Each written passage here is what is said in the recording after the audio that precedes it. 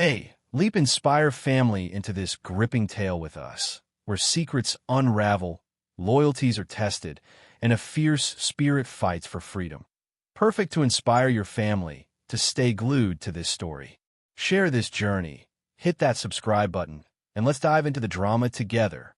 The morning sun spilled through the grand windows of the mansion, casting golden streaks across the polished floors. Clara stormed toward the heavy oak door, her heart pounding with defiance. She shoved it open, nearly colliding with a young maid who stood nervously in the hallway. "Good morning, miss," the maid said softly, her eyes darting to the floor. "Breakfast is served. The master sent me to fetch you." Before Clara could respond, the maid spun on her heels and hurried away, her footsteps echoing faintly. Clara sighed, closing the door with a soft click, and followed, her mind racing with thoughts of escape. Days ago, Vincent, the man who held her captive, had moved her from a cramped cell to a lavish bedroom within his sprawling estate. At first, she'd fought him, pleading for freedom, but his refusal was firm. Yet his strange affection for her was clear. He'd given her this room, a gesture that felt like both a cage and a chance. Clara clung to the hope that playing along might buy her time to outsmart him. Descending the grand staircase, the aroma of fresh coffee and warm pastries filled the air, stirring her senses. She muttered under her breath, "Why does it always take a servant to summon me?" Vincent, seated at the head of the dining table, looked up from his plate, a smirk playing on his lips as he bit into a croissant. "Do you enjoy making the maids chase you every morning?" he teased, his voice smooth but edged with control. Clara's eyes narrowed as she met his gaze, unflinching.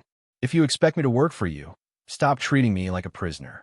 Feed me like a human being," she shot back, her tone sharp enough to cut through the room's opulence. Vincent's brow arched, intrigued by her audacity. No one dared speak to him like this in his own home.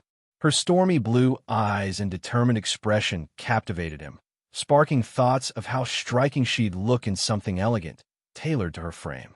"Hello, Vincent, I'm talking to you," Clara snapped, pulling him from his reverie. "Good food, or I'm no use to you." He leaned back, still chewing, and asked, "What exactly do you want to eat?" Clara's lips twitched with frustration. "If I could get to the kitchen myself, I'd figure out," she muttered. Since learning she was 3 months pregnant, her cravings had shifted, and her usual toast and tea no longer sufficed. She guarded this secret fiercely. Vincent could never know about the baby, not when her pregnancy was still invisible. "Fine," Vincent said abruptly, surprising her. "The maids will take you to the kitchen. Eat well. You start work tonight." Clara's heart skipped. "Tonight? You're springing this on me now? I need time to prepare if I'm performing for your profit," she protested, her voice rising. Vincent stood, brushing crumbs from his hands. "I'm telling you now. Be ready." Clara's mind raced to her unborn child. She couldn't push herself too hard, not in her condition, but she had no choice. As Vincent strode out to meet his club manager, Clara resolved to keep her secret hidden, her will to escape burning brighter. Outside, Vincent greeted his manager, Leo, with a nod. "Morning, boss," Leo said. "The new girl starts at the club tonight. I want the VIP section prices doubled. She's the star." Leo hesitated. "What about Lila? She's been the main act in VIP. She'll be upset if we replace her." Vincent's eyes hardened. "Lila's good, but this girl's on another level. You'll see. Move Lila elsewhere. Make up an excuse. This one's too valuable to lose." Leo nodded reluctantly and left to rearrange the lineup, while Vincent's mind lingered on Clara's fiery spirit, unaware of the storm she was plotting. Meanwhile, across town, a group of girls waited anxiously for their guardian, Miriam, to pick them up. Since Clara's disappearance, their world had dimmed. They skipped meals, their laughter replaced by quiet worry. A sleek black car pulled up, and Daniel stepped out, his face etched with strain. "Good afternoon, Papa," young Ivy called, forcing a smile, while the others offered muted greetings before climbing into the car. Their distance stung Daniel, but he understood their pain. Clara's absence left a void. "How was school, Ivy?" he asked gently, ruffling her hair. "It was okay, Papa. "Can we get pizza?" she replied, her voice brightening. The others chimed in, and Daniel agreed, stopping at a local pizzeria. He ordered a stack of pizzas and smoothies, Ivy helping carry the drinks while he managed the boxes. Back home, the girls rushed inside, leaving Daniel and Ivy to handle the load. Miriam appeared, her face softening. "Thank you, Daniel, for picking them up. I was just about to go." He waved her off. "You needed a break. But they're not themselves, have you noticed?" Miriam sighed. "It's been 3 days without Clara. They're struggling." Daniel's jaw tightened. "I'll bring her back, I promise. Just look after them."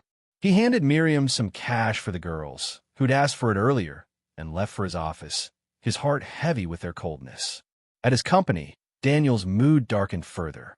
The receptionist hurried toward him as he entered the lobby. "Sir, a woman named Elise is here for you. She insisted on waiting here instead of your office." Daniel scanned the room, spotting Elise, who looked worn, her hair tangled, her face pale. What happened to her? He wondered, unsettled. "Good afternoon, Mr. Daniel," Elise said weakly as she approached. "I'm sorry to come to your workplace. Miriam told me you just left." He gestured toward his office. "Let's talk there. You don't look well." But Elise stood her ground. "No need. I'm here about Clara. Are you happy, Daniel? Your girls are heartbroken without her. Do you even care? It's been years since you've been close, and now that you've found her again, will you let this ruin everything?" Her voice cracked, tears brimming. Daniel's chest tightened. "I know where she is, Elise, but I can't act recklessly. It could get her killed." Elise's eyes flashed. "Then act now. Plan today, save her tomorrow. She's in danger because of you.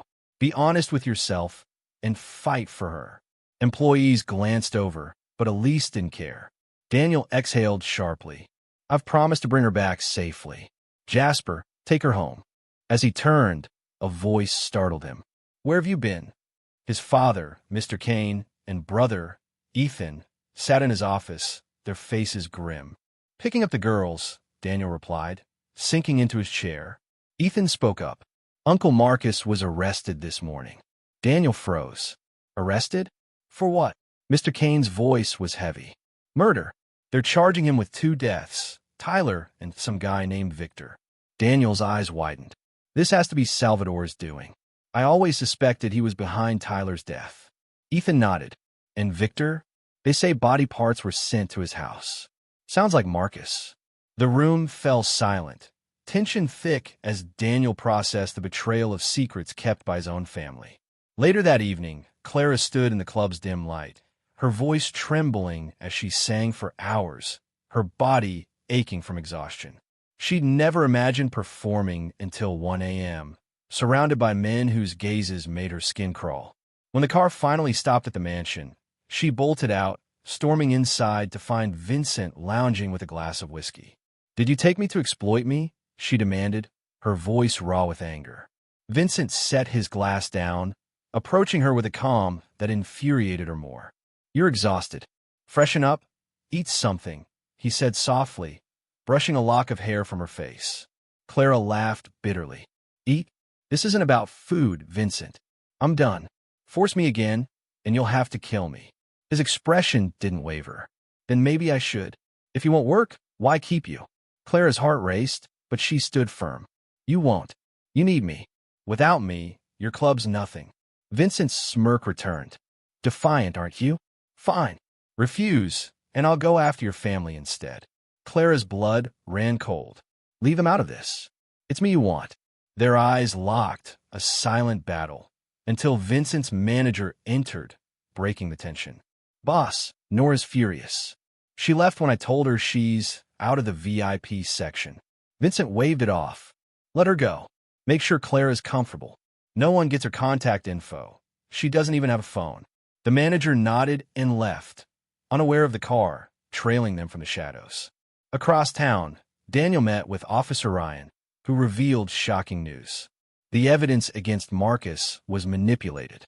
"Someone sent us footage of him killing a woman, but we can't identify her."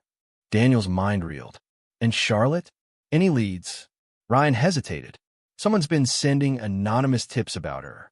The latest came from her old apartment, but the new tenant, a woman in her 40s, said a family moved out just before her. Daniel's hope flickered. Could Clara have an ally?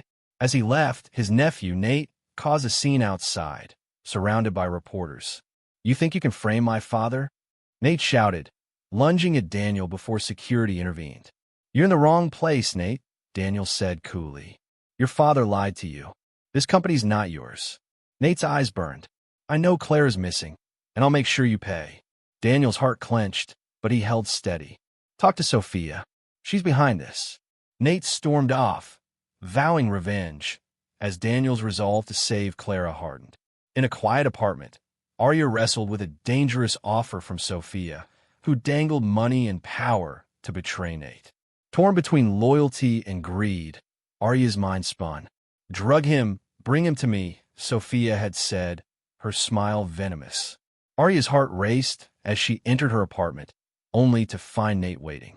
"Where were you?" he demanded, his voice thick with suspicion. Caught off guard, Arya stammered, "I went shopping, but didn't find anything." Nate's eyes darkened. "You're lying. Are you cheating?" Her protests fell flat as he stormed out, leaving her in turmoil. Moments later, shadowy figures entered, men sent by Vincent. "Tell us what Sophie is planning," their leader growled, gripping her chin. Arya's fear surged, but she refused to break, even as they dragged her toward the bedroom, her screams echoing. Back at the mansion, Mr. Kane confronted his wife, Eleanor, about their son's nightmares. "He's calling Clara's name," she snapped. "If you'd listened to me, she wouldn't be with Vincent." Mr. Kane's voice rose. "She's suffering because of us. 8 years ago, you fought Marcus over the company. If you'd let it go, we'd be free." Eleanor's eyes blazed, but guilt silenced her. As they argued, Daniel's daughters arrived with Miriam, their joy at seeing their grandmother tempered by worry for their father. "We're staying until Papa's better," Ivy declared. Eleanor softened, hugging them tightly, while Mr. Kane headed to the station to plead for Marcus's release, suspecting a setup by Salvador. At 2 a.m., Clara lay awake, her body bruised from the night's performance. She whispered to herself, "I'll find a way out. For my baby, for my girls."